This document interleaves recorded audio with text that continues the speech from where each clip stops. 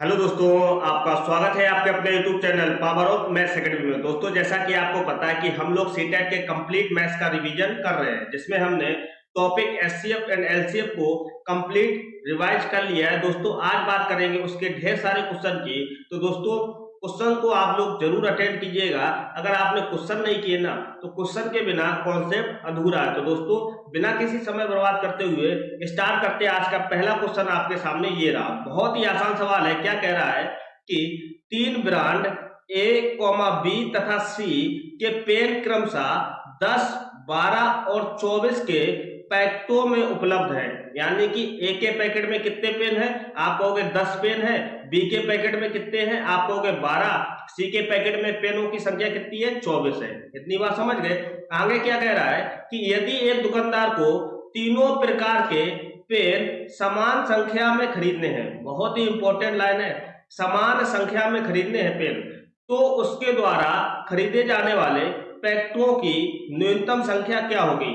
आप लोग क्या करना, आपके सामने ऑप्शन दे रखे ना, ऑप्शन में क्या है, पैकेटों की न्यूनतम संख्या दिखा रहा है ना, तो बस वही करना है। जैसे मान लो कि ए ने कितने पैकेट खरीदे, 10। अब ए जो पैकेटों की संख्या है, जो जिसमें पेनों की संख्या कितनी है, आप कहोगे 10 है। 10 पैकेट खरीदे और जिसमें हर पैकेट में पेनों की संख्या कितनी है, 10। तो 10 इंटू 10 कितना हो जाएगा, आप कहोगे इसके टोटल पेनों की संख्या कितनी हो जाएगी, 100 हो जाएगी। इसी प्रकार से बी से चेक करेंगे। बी ने कितने पैकेट खरीदे, 12। और बी के पैकेटों में जो न्यूनतम संख्या है पेनों की वो कितनी है, 12। तो 12 इंटू 12 कितना हो जाएगा, आप कहोगे 144 हो जाएगी। आपसे कह रहा है कि पेन जो है ना वो समान संख्या में खरीदे हैं। देखो 100 के 144 के बराबर है, आप कहोगे नहीं है। ऑप्शन नंबर ए गलत हो गया। इसी प्रकार से हम इसको चेक करेंगे। देखो इस ए ने कितने पैकेट खरीदे, 5। और ए में पैकेटों की संख्या, जो पेनों की संख्या है वो कितनी है, 10। 10 इंटू 5 कितना होता है, आप कहोगे 50 होता है। ठीक है। इसी प्रकार से यहाँ देखो बी ने कितने पैकेट खरीदे, 12। तो 12 इंटू 12 करोगे कितना होगा, आप कहोगे 144 होगा। 50 बराबर क्या 144 होता है। पेनों की संख्या जो है वो समान खरीद रहा है ना, तो ऑप्शन नंबर बी भी गलत हो गया। ठीक है। इसी प्रकार से सी को देखो, इसने कितने खरीदे, 10। और एक पैकेट में पेन कितने हैं, 10। तो 10 इंटू 10 कितना हो जाएगा, आप कहोगे 100 पेन हो जाएंगे। इधर इधर देखो कितना है, 5 पैकेट खरीदे और एक पैकेट में जो पेनों की संख्या है बी में वो कितनी है, 12। 12 इंटू 5 कितना होता है, 60। देखो 100 बराबर क्या 60 है, पेनों की संख्या समान होनी चाहिए। इसका मतलब ऑप्शन नंबर सी भी गलत हो गया। तीन ऑप्शन गलत हो गए। ऑप्शन नंबर डी की सही होना इसकी मजबूरी हो जाती।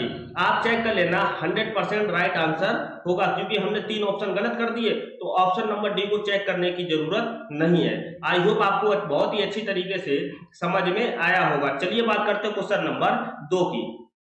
तो क्वेश्चन नंबर 2 क्या कह रहा है, बहुत ही आसान सवाल है कि वह संख्या जो 1 से और 10 से, मतलब कि दोनों सम्मिलित तक सभी संख्याओं से विभाज्य होगी। आपको चेक करना है कि 1 से लेकर 10 तक जो भी नंबर है ना, देखो कौन सी संख्या है जो सभी से विभाजित है। आप कहोगे देखो 10 को ध्यान से देखो। 10 जो है बच्चा वो हमारा क्या कभी 3 से करता है, आप कहोगे नहीं करता है। ना 10 करता है, ना 100 करता है, ना 1000 करता है। इस टाइप के जो नंबर होते हैं वो कभी भी 3 से नहीं करते हैं। आप काट के देख लीजिए। आप मुझे तो ऑप्शन नंबर सी देखो।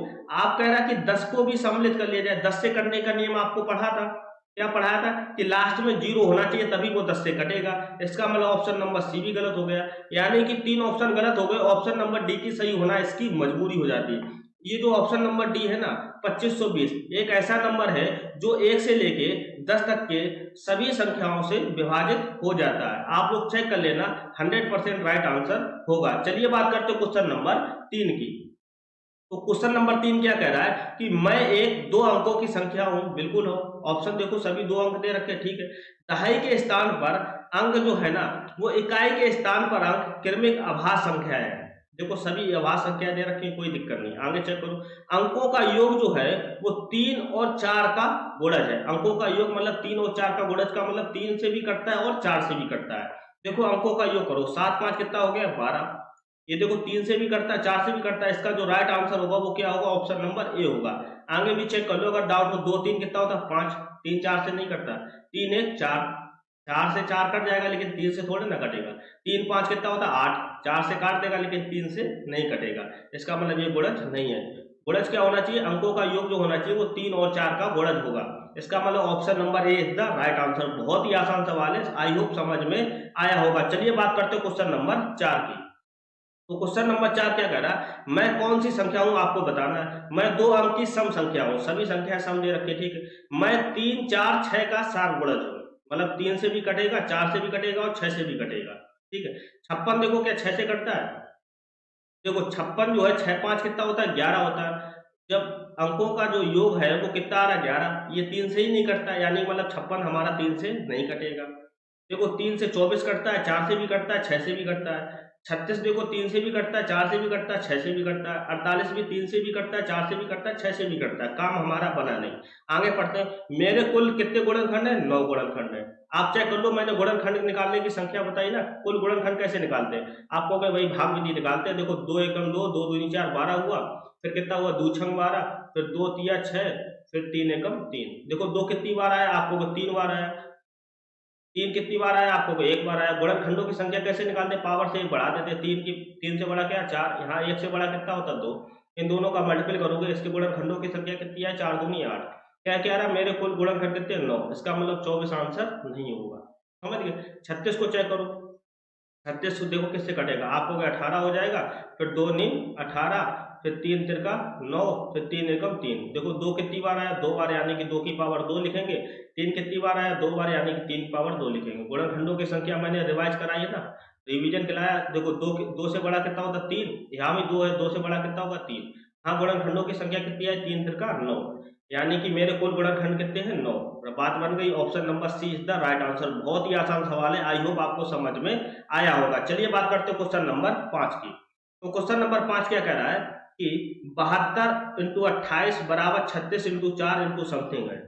ऑप्शन नंबर जो ई है ना, उसको थोड़ा सुधार लो। यहाँ 45 की जगह कितना है, 56 कर लो, तभी बात बनेगी, ठीक है। अब देखो यहाँ पर जो संख्या आएगी वो किस टाइप से आएगी, आपको मैं काटा पीटी कर ले रहे। देखो 36 दूनी कितना होता है, 72, 2 से काटोगे 2 दूनी 4, यहाँ काटोगे कितना आएगा, 14, यानी कि यहाँ संख्या कितनी आनी चाहिए, 14।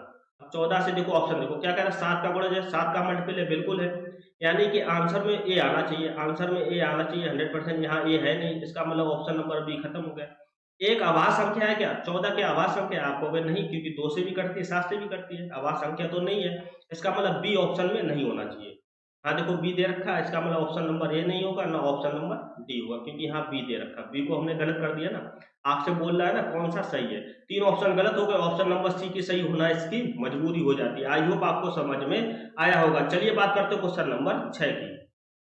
तो क्वेश्चन नंबर 6 क्या कह रहा है कि 200 और 400 के बीच में 30, 45, 60 का सबसे छोटा सारगुणज, मतलब कि एलसीएम। आप करोगे 15, 24 तथा 45 का सबसे बड़ा सारगुणज, यानी कि एलसीएम निकालना है। तो निकाल लेते हैं। 30, 45 और 60 का एलसीएम निकालना, वो भी किसके बीच में आना चाहिए, 200 और 400 के बीच में आना चाहिए। तो 30, 45 और 60 का एलसीएम निकालते हैं। कैसे निकालें, आप देखो 2 से कट जाएगा, 15 हुआ, 45 कटेगा नहीं, ऐसे रख दो, 2 3 6 30 हो गया, ठीक है।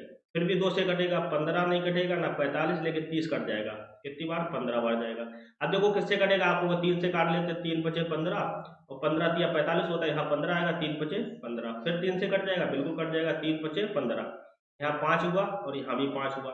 अब देखो किससे कटेगा, 5 से कटेगा। जब तक काटना है, जब तक नीचे सभी में 1 ना मिल जाए, ये मैंने क्लास में बहुत ही अच्छी तरीके से पढ़ाया है, ठीक है। इसका जो एलसीएम आया वो किसका है, इसका मल्टीपल होगा, 2 दूनी 4 तिया 12 और 12 पंचे 60 और 60 तिया 180, यानी कि इसका जो एलसीएम आया वो कितना आया, 180 आया।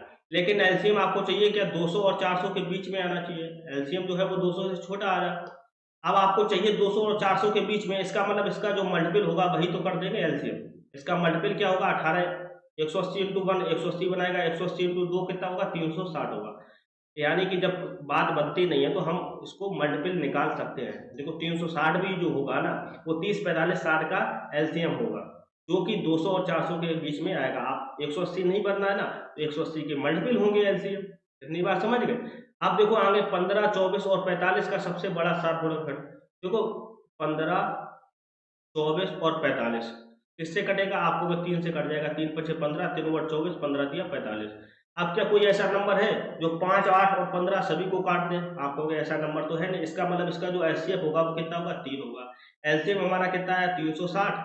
इसमें भाग किसका करना है, 3 का, काटो तो कितना आएगा, 120, यानी कि option number A is the right answer. बहुत ही आसान सवाल है, आई होप आपको समझ में आया होगा। चलिए बात करते हैं क्वेश्चन नंबर 7 की। तो क्वेश्चन नंबर 7 क्या कह रहा है, बहुत ही इंटरेस्टिंग सवाल है कि यदि 36 और 48 के सात धनात्मक गुणनखंडों का योगफल इसके बराबर है इसके। देखो ऐसा नंबर आपको देखना है जो कि 36 से भी कटता हो, 36 को भी काट दे और 48 को भी काट दे, वही धनात्मक गुणनखंडों का योगफल लेना है। देखो एक होता है, बिल्कुल होता है। इसके बाद में दो क्या 36 48 को काटेगा, आपको बिल्कुल काटेगा। इसके बाद में 3 काटता है, 12 तिया 36 और कितना हुआ 16 तिया 48 होता है। 4 काट देगा, 4 ने 36, 12 चौको 48। 4 के बाद में देखो क्या काटेगा, 5 काटेगा नहीं, 6 छम 36, 6 48, 6 काट देगा। 6 के बाद में 7 नहीं, 8 नहीं, 9 नहीं, 10 नहीं, 11 नहीं काटेगा, 12, 12 तिया 36, 12 चौको 48, 12 काट देगा। ठीक है, कहाँ तक जाना है, यही तो 12 के बाद में कोई ऐसा नंबर आएगा नहीं, ना 13 14 आप चेक कर लो, कोई नंबर नहीं आएगा। मतलब कि यही कॉमन 7 धनात्मक गुणनखंड है, इनका गुणनफल करना है। ये किसके बराबर होगा, आपको 999 प्लस 9x। आपको x की वैल्यू ज्ञात करनी है, समझ रहे हो ना, x की वैल्यू ज्ञात करनी है। देखो 12 के बाद में कोई ऐसा नंबर नहीं मिलेगा ना जो 36 को भी काट देगा और 48 को भी काट देगा। ठीक है, 12 के बाद में 12 दूनी 24, 12 तिया 36, 12 चौको 48 नहीं मिलेगा ना। सबसे हाईएस्ट कितना मिलेगा, सबसे हाईएस्ट नंबर क्या है, आपको 12 ही है, 12 तिया 36 और 12 चौको 48। अब देखो 3 और 4 कोई ऐसा नंबर है जो काट देगा, नहीं काटेगा, यानी कि हाईएस्ट गुणनखंड कहाँ तक जाना है, 12 तक जाना है। ये आपको डिसाइड हो गया, समझ में आई बात। अब इसका गुणा कर लो, कैसे करोगे, देखो 4 तिया कितना होता है 12 होता है, 6 दूनी कितना होता है 12 होता है, ये 12 इंटू 12 इंटू 12 यानी कि 12 का क्यूब। 12 का क्यूब कितना होता है 1728। मैंने बोला 30 तक के क्यूब आपको याद करने हैं। 999 प्लस का 9x हो गया। 999 इधर घटाओगे तो कितना आएगा, आपको 999 घटाएंगे 18 में से 9 जाएगा 9, यहाँ 11 में से 9 जाएगा 2, यहाँ कितना बचेगा 6, यानी कि 16 में से 9 जाएगा 7। 729 बराबर कितना आया 9x आया। 9 से काटोगे कितना आएगा 9 अट्ठे 72, 9 एकम 9, यानी कि x की जो संख्या आई वो कितनी आई 81। बहुत ही आसान सवाल है, option number A is the right answer. I hope आपको समझ में आया होगा। चलिए बात करते हैं क्वेश्चन नंबर 8 की। तो क्वेश्चन नंबर 8 क्या कह रहा है, 36 54 यहाँ कितना है 60। 36 54 और 60 का सबसे छोटा सार गुणज है, यानी कि एलसीएम, लीस्ट कॉमन मल्टीपल। ठीक है, भाग करोगे 90 बराबर है, बस एलसीएम निकालना है। 36 हुआ, 54 हुआ और 60 का एलसीएम निकालना है। देखो किससे कटेगा, आपको 2 से काटेंगे 18 हुआ, 2 दूनी 4, 27 दूनी 54 होता है, 30 तिया 60 होता है। फिर 2 से काटो, 2 नीम 18, फिर 27, फिर कितना आया 15। अब देखो 2 से नहीं कटेगा, किससे कटेगा, 3 से, 3 तिरका 9, 3 नीम 27, 3 पचे 15, फिर 3 से काटो, 3 एकम 3, 3 तिरका 9, 3 पचे 15। अब आगे देखो कोई नंबर ऐसा है नहीं, 3 एकम 3, यहाँ देखो 1 हुआ, यहाँ 5, अब किससे जाएगा 5 से जाएगा। जब तक काटना जब तक नीचे 1 1 ना मिल जाए। एलसीएम का मतलब मैंने समझाया। अब एलसीएम कितना होगा, 2 दूनी 4, 4 तिया 12, 12 तिया 36। ठीक है, 36 गुणे 5 करो, 36 गुणे 5 करो, 36 गुणे 5 करना आसान है, 5 छक्का 30, 5 तिया 15 और 3 18, 180 गुणा 3 करोगे 18 तिया 54, यानी कि 540 होगा। 540 में आप भाग किसका कर रहे हैं 90 का, देखो कितना आएगा 0 0 खत्म, 9 छक्का 54, यानी कि इसका जो आंसर आएगा वो कितना आएगा 6। Option number D is the right answer. बहुत ही आसान सवाल है, आई होप आपको समझ में आया होगा। चलिए बात करते हैं क्वेश्चन नंबर 9 की। तो क्वेश्चन नंबर 9 क्या कह रहा है, 30 36 42 के सबसे छोटे सात गुणज तथा सबसे बड़े सात गुणनखंड का योगफल है। ठीक है, गुणनखंड का गुणनफल है, योगफल नहीं याद करना है।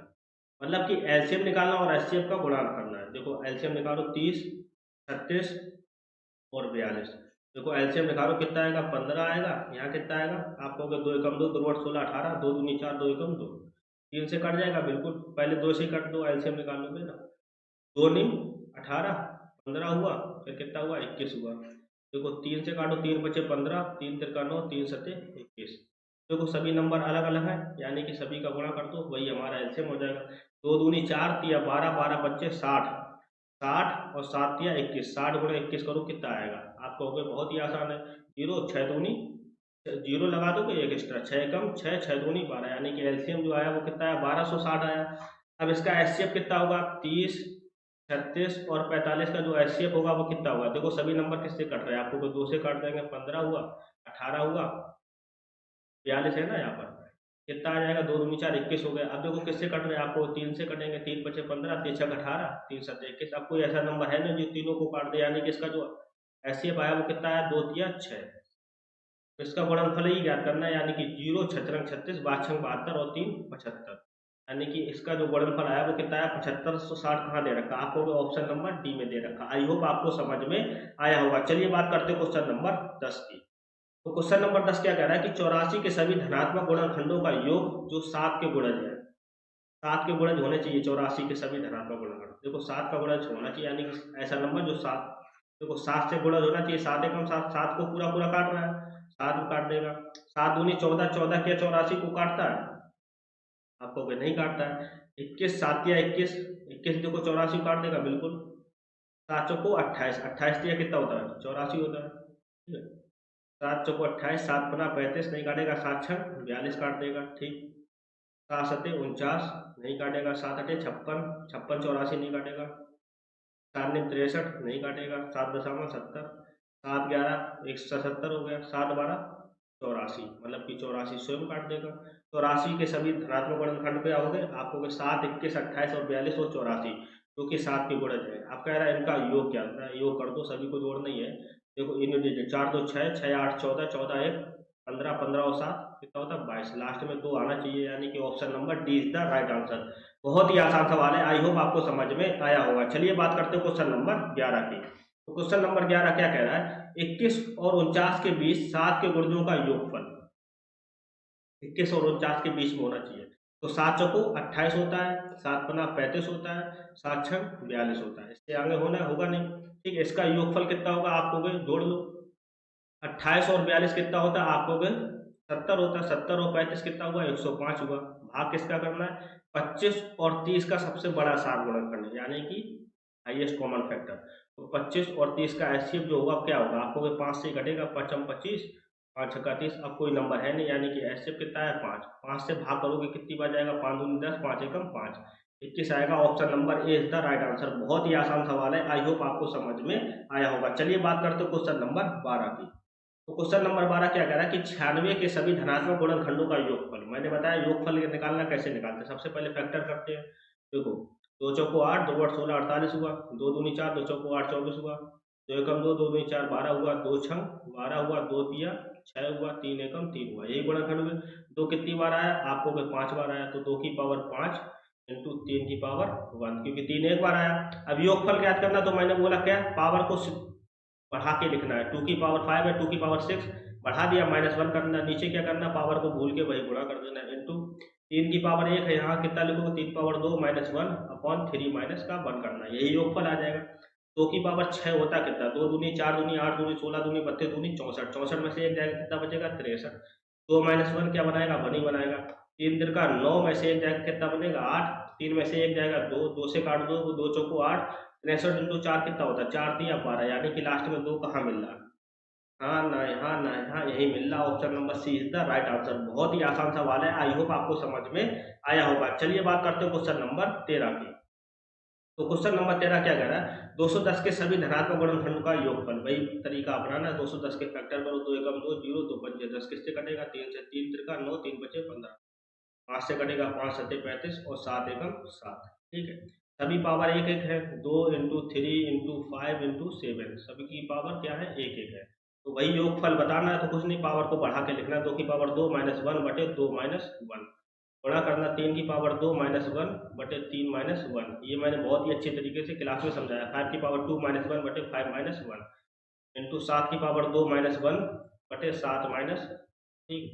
2 की पावर 2 कितना होता है? 4 में से एक जाएगा 3, 3 गुणे समथिंग, 3 गुणे समथिंग आएगा। इसका मतलब क्या है? 3 गुणे समथिंग नंबर जो आएगा वो 3 का मल्टीपल होना चाहिए, यानी कि 3 का कटना चाहिए। देखो 3 से कौन नंबर कटा? 7 5 12 3 15 कट रहा है, 6 6 12 3 15, 5 5 10 7 17, ये नहीं कट रहा है, ये गलत हो गया, ठीक है। 7 6 13 5 18, ये भी कट रहा है। काम अभी हमारा बना नहीं है, और आगे सॉल्व करते हैं। एक ऑप्शन गलत होगा। 3 की पावर 2 कितना होता है? 9 में से एक जाएगा 8, 8 बटे 2 करोगे, 2 चौको 8, यानी कि 4 देगा।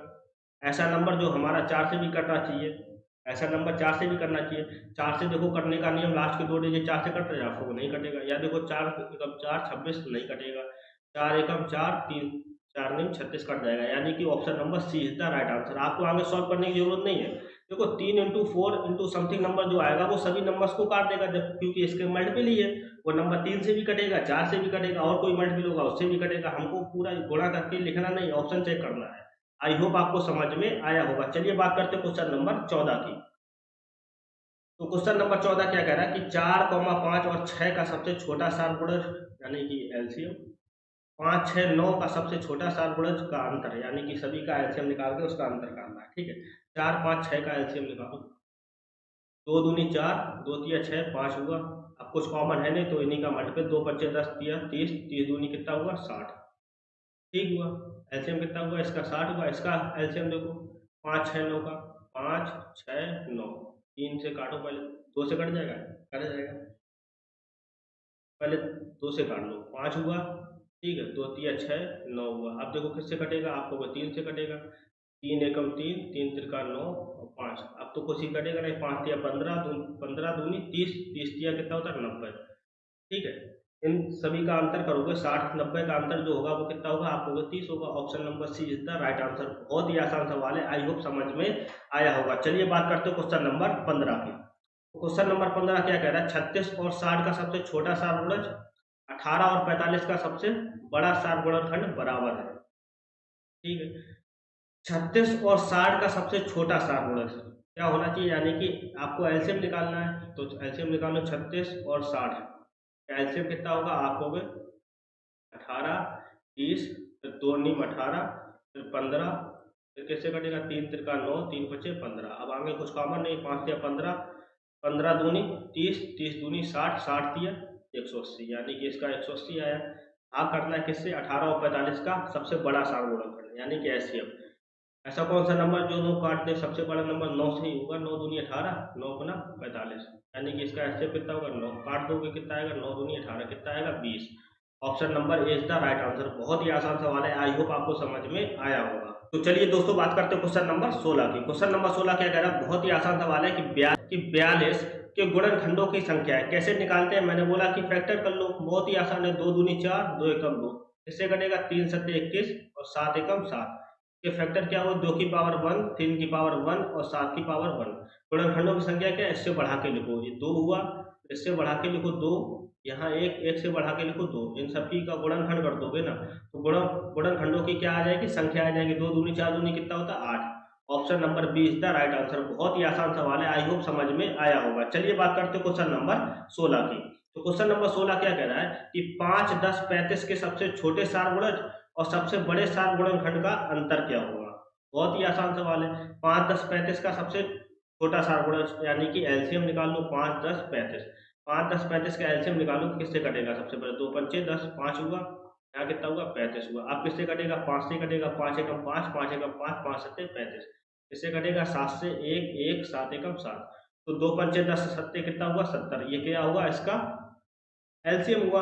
अब इसका एचसीएफ निकालना है, तो एचसीएफ कैसे निकालोगे, आप कहोगे 5, 10 और 35। ऐसा कोई नंबर है जो तीनों को काट दे, आपको 5 ही है, 5 एकम 5, 5 दूनी 10, 5 सत्ते 35, बाकी आगे कोई नंबर ऐसा है नहीं जो सभी को काट दे। आपको इसका जो एचसीएफ आया वो कितना आया, 5 आया। इतनी बात समझ गए। इसका अंतर पूछ रहा, 70 में से 5 जाएगा, कितना बचेगा, आपको 65।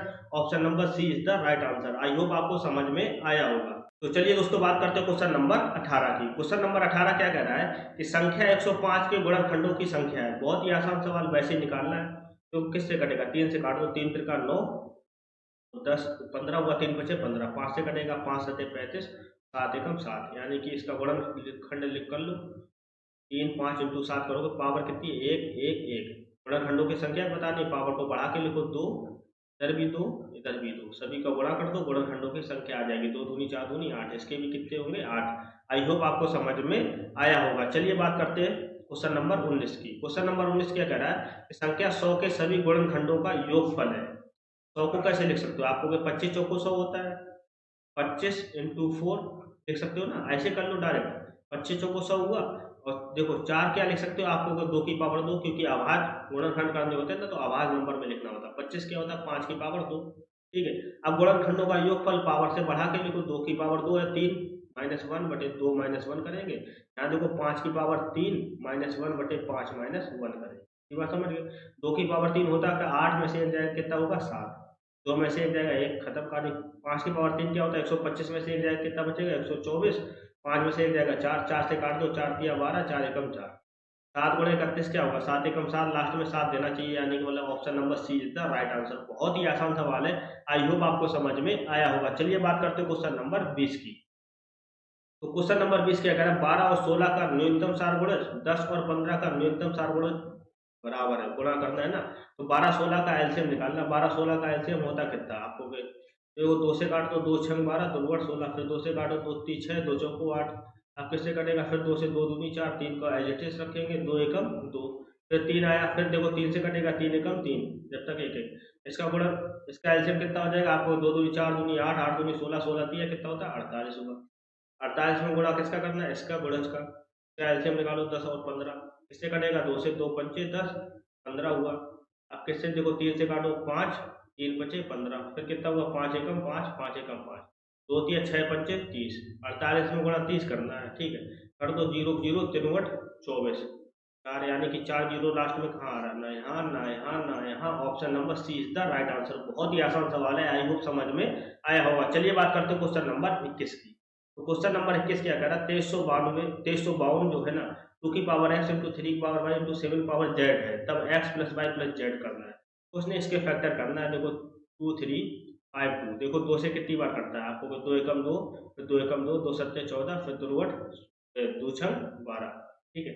अब 2 से कटेगा, बिल्कुल कटेगा, 2 पंचे 10, 17 हुआ, 2 16, 2 16, फिर देखो 2 से काटो, 2 एक दूनी 2 दूनी 4, 2 नीम 18, 2 चौको 8, फिर 2 से काटो, 2 एकम 2, ठीक है, 2 चौको 8, 9 हुआ, 2 सत्ते 14, अब 2 से कटेगा नहीं, अब किससे कटेगा, 3 से, क्योंकि गुणा 3 है ना, 3 से काटो, 3 चौको 12, 2 14, 3 नीम 27, अब किससे कटेगा, 7 से, 7 दून 7 सत्ते 49, 7 एकम 7, एक तो पावर में 2 कितनी बार आया 4, 2 की पावर 4, 3 कितनी बार आया 1, 3 की पावर 1, और 7 कितनी बार आया 2, 7 की पावर 2। अब देखो यही कर लो, x की वैल्यू कितनी आ जाएगी आपको, 4 आ जाएगी, कंपेयर कर लेते हैं ना। y की वैल्यू कितनी आ जाएगी आपको, 1, पावर की पावर से कंपेयर करो, z की वैल्यू 2, तो वही रख दो, 4 प्लस 1 प्लस 2, 4 1 5 2 कितना हुआ 7, यानी कि option number B is the right answer. बहुत ही आसान सवाल है, आई होप समझ में आया होगा। चलिए बात करते हैं क्वेश्चन नंबर 22 की। तो क्वेश्चन नंबर 22 क्या कह रहा है कि 100 के समभाजकों की संख्या हो। अब समभाजक कैसे निकालोगे, कुछ नहीं, सबसे पहले फैक्टर करो। 100 को कैसे लिख सकते हो, आपको 25 इंटू 4 लिख सकते हैं, 4 को भाजक करो, 2 की पावर 2 हो गया, और 25 क्या हो गया, 5 की पावर 2 हो गया। इतनी बात समझ गए। आपको चाहिए समभाजक, सम संख्या यहाँ पर कितनी है 2 है, उसने जो सम संख्या है उसी को बढ़ाना है, बाकी विषम संख्या को एज इट इज रखना है, ठीक है। जब भी समभाजक निकालने हो तो सम संख्या की पावर को बढ़ाना होता है, यहाँ 2 से बड़ा 3 हो गया, यहाँ पावर कितनी है 2, इसको सेम ही रखना क्योंकि ये सम संख्या नहीं है, आपको समभाजक चाहिए ना, इसका बड़ा कर दो, 3 दूनी कितना हुआ 6, यानी कि option number A is the right answer. बहुत ही आसान सवाल है, आई होप समझ में आया होगा। चलिए बात करते हैं क्वेश्चन नंबर 23 की।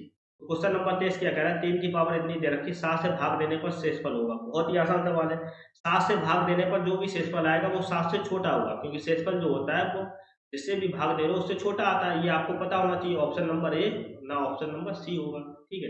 आप देखना ध्यान से, 3 की पावर यहाँ पर कुछ भी हो, कभी भी 7 से डिवाइड नहीं होगा, हमेशा ध्यान रखना। जब 7 से डिवाइड होगा नहीं तो शेषफल हमारा 0 भी नहीं मिलेगा। इसका मतलब ऑप्शन नंबर बी की सही होना इसकी मजबूरी हो जाती है। चुटकियों में सवाल सॉल्व करोगे अगर आप ऑप्शन पर नजर रखते हो। आई होप समझ में आया होगा। चलिए बात करते हैं क्वेश्चन नंबर 24 की। तो क्वेश्चन नंबर 24 क्या कह रहा है कि 1 से 10 तक की सभी प्राकृतिक संख्याओं से विभाजित होने वाली सबसे छोटी संख्या क्या है। अभी मैंने सवाल सॉल्व कराया पिछली क्लास थोड़ी देर पहले, क्या होगा 2520। देखो 100 तो होगा नहीं क्योंकि ना 1000 होगा, ये 3 से कटता नहीं है, क्या मतलब सबसे छोटी संख्या क्या होगी 2520। 5040 जो है वो बड़ी है, छोटी चाहिए आपको। आई होप समझ में आया होगा। चलिए बात करते हैं क्वेश्चन नंबर 25 की। क्वेश्चन नंबर 25 क्या कह रहा है, यदि 65 और 117 का मासा जो है 65 m माइनस 117 के रूप में दर्शाने योग्य हो तो m का मान होगा। 65 और 117 का मासा क्या होगा, आप कहोगे किससे कटेगा, आप कहोगे ध्यान से ऐसा कोई नंबर है जो काट देगा, आप कहोगे 13 काट देगा, 13 पचे 65 और 13 निम्मा कितना होता है 117 होता है, ठीक है। अब तो कोई नंबर है नहीं, इसका मतलब इसका मासा कितना है 13, तो किसके रूप में लिख रहा है 65 m माइनस 117 जो है वो किसके रूप में दर्शा रहा है, ये इसके रूप में दर्शा रहा है। इसका मतलब इसकी वैल्यू कितनी है 13 है, समझ रहे हो ना। एम की वैल्यू आपको चाहिए तो 65 एम, 117 को इधर भेजोगे कितना आएगा, 17 और 13 कितना होता है 30, यानी कि 130 हो जाएगा। काट दो ध्यान से, देखो 13 13 से काटोगे ना, 13 एकम 13, यहाँ कितना 13 पचे 65, 5 से काटोगे 5 दूनी 10, यानी कि एम की वैल्यू जो आई वो कितनी आई 2। Option number B is the right answer. बहुत ही आसान सवाल है, आई होप समझ में आया होगा। चलिए बात करते हैं क्वेश्चन नंबर 26 की। तो क्वेश्चन नंबर 26 क्या कह रहा है कि दो संख्याओं का महत्तम समावर्तक 35 और लघुत्तम समावर्तक 525 है, एक संख्या 175, दूसरी संख्या ज्ञात करनी है। मैंने बोला कि एक संख्या 175, दूसरी संख्या ज्ञात करनी है, किसके बराबर होता है एलसीएम इंटू एचसीएम। एलसीएम कितना है 525 और एचसीएम कितना है 35। गुणा भाग करना है बस। देखो 35 पंचे कितना होता है 175, 55 25, 5 15 2 17 175 होता है। 5 से काटोगे 5 एकम 5, 0 55 25, यानी कि दूसरी संख्या जो आई वो कितनी आई 105 आई। बहुत ही आसान सवाल है, अगर आपने रिवीजन क्लास देखी ना तो सवालों को चुटकियों में सॉल्व करोगे। चलिए बात करते हैं क्वेश्चन नंबर 27 की। तो क्वेश्चन नंबर 27 क्या कह रहा है कि दो सहवाग संख्याओं का महत्तम समवर्तक क्या होगा। दो सहवाग संख्या क्या होती है, ऐसी संख्या जिनके बीच में कॉमन जो होना चाहिए वो सिर्फ एक ही होना चाहिए, एक के अलावा कोई भी नंबर ऐसे को ना काट देते। कॉमन ही एक है तो उसका मासा क्या होगा, आप कहोगे एक ही होगा। मैंने बहुत ही अच्छी तरीके से नंबर सिस्टम में सहवाग संख्याओं को समझाया है, अगर ना देखी हो तो रिवीजन क्लास देखिए जाकर। चलिए बात करते हैं क्वेश्चन नंबर 28 की। तो क्वेश्चन नंबर 28 क्या कह रहा है, प्रथम तीन क्रमागत सम संख्याओं का मासा तथा लासा होगा। प्रथम तीन क्रमागत सम संख्या क्या होंगी, आपको 2 होगी, फिर 4 होगी, 6। इनका मासा क्या होगा, आपको मासा जो होगा 2 ही होगा, क्योंकि 2 जो है सभी नंबर को काटेगा। और लासा क्या होगा, आपको निकाल लेते हैं 2 4 6 का लासा, 2 एकम 2, 2 दूनी 4, 2 तिया 6। वहां में कुछ कॉमन नहीं, 2 तिया 6 दूनी 12, यानी कि लासा कितना होगा 12 होगा। ठीक है, 2 और 12 कहाँ दे रखा आपको, ऑप्शन नंबर डी में दे रखा। बहुत ही आसान सवाल है। चलिए बात करते हैं क्वेश्चन नंबर 29 की। तो क्वेश्चन नंबर 29 क्या कह रहा है कि दो प्राकृतिक संख्या 6 और 11 के अनुपात में है, यदि इनका लासा 462 है और मासा पूछा जाए। जब भी ऐसा दिया जाए, नंबर्स का अनुपात दिया जाए और लासा दिया जाए और आपको मासा पूछा जाए, कुछ नहीं करना, 462 जो भी संख्या देखने इनका गुणा करके भाग कर दो, 6 इंटू 11 का भाग कर दो। 11 से काटो, 11 चौको 44, 11 दूनी 22, 6 से काटो 6 सत्ते 42, यानी कि मासा जो होगा वो 7 होगा। ये ट्रिक हमेशा ध्यान रखना, ठीक है। जब भी अनुपात दिया जाए और लासा दिया जाए, कुछ नहीं, अनुपात का गुणनफल करके और इससे भाग दे दो लासा। लासा में अगर भाग करोगे ना तो वो जो निकल कर आएगा वो क्या निकल कर आएगा, मासा। आई होप आपको समझ में आया होगा। चलिए बात करते हैं क्वेश्चन नंबर 30 की। तो क्वेश्चन नंबर 30 क्या कह रहा है, दो संख्याओं का मासा 11, लासा इतना, एक संख्या इतनी, दूसरी संख्या ज्ञात करनी। बहुत ही आसान, 11 इंटू 693 जो होगा वो क्या होगा 77 इंटू दूसरी संख्या का। देखो 11 से काटो, 11 से 77, 7 से काटो, कितनी बार 7 63, फिर 6 7 63, यानी कि दूसरी संख्या कितनी होगी 99। Option number C is the right answer. I hope दोस्तों आपको बहुत ही अच्छे तरीके से ये क्लास समझ में आई होगी। दोस्तों अगर ये क्लास पसंद आई हो तो प्लीज चैनल को लाइक शेयर और सब्सक्राइब जरूर कर देना। चलिए दोस्तों मिलते हैं फिर कल की नेक्स्ट टॉपिक के साथ में, तब तक के लिए दोस्तों जय हिंद दोस्तों।